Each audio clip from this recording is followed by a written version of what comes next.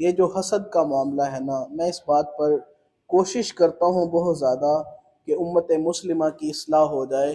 یہ حسد کا معاملہ تباہی ہے، یہ انسان کی دنیا کا بھی بیڑا غرق کر دیتی ہے، حسد والی چیز، حسد کی بیماری، اور یہ انسان کے دین کا بھی بیڑا غرق کر دیتی ہے۔ اور نبی پاک صلی اللہ علیہ وسلم نے ارشاد فرمایا حسد کے متعلق، فرمایا حسد یہ ایسے نیکیوں کو کھا جاتا ہے، فرمایا جس طرح آگ لکڑی کو کھا جاتی ہے۔ بڑی دخین قسم کی، کوئی مضبوط قسم کی لکڑی ہو، لیکن جب اس کو آگ لگتی ہے تو پتہ ہی نہیں چلتا، منٹوں سیکنڈوں میں وہ جناب فنا ہو جاتی ہے۔ یہ گل پلازہ کراچی کا یہ احباب کے سامنے ہے کہ کس طرح چند منٹوں میں وہ سارا کا سارا پلازہ وہ خاک ہو گیا اور ڈھیر ہو گیا۔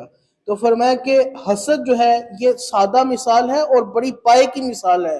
اگر انسان اس پر تھوڑی غور کرے نا، تھوڑی فکر کرے اور اس کو سمجھنے کی کوشش کرے تو یہ بڑے مضبوط الفاظ ہیں۔ فرمایا کہ حسد نیکیوں کو ایسے کھا جاتا ہے جیسے آگ لکڑی کو کھا جاتی ہے۔ تو اس سے بڑھ کر میرے خیال میں کوئی اور سلسلہ اصلاح نہیں ہو سکتا۔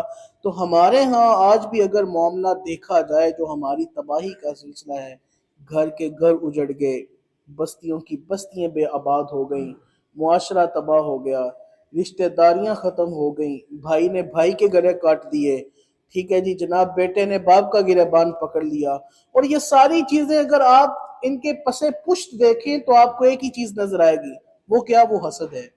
تو حسد سے یہ ایک باطنی مرض ہے، یہ ایک باطنی بیماری ہے۔ جس طرح ہماری جسمانی بیماریاں ہیں تو ڈاکٹر حضرات بعض بیماریوں کے بارے میں کہتے ہیں کہ یہ بڑی لاغر کمزور کر دینے والی بیماریاں ہیں، اور کچھ بیماریوں کے بارے میں تو طبیب، حکیم اور ڈاکٹرز کہتے ہیں یہ تو انسان کو قبر کا منہ دکھانے والی بیماریاں ہیں۔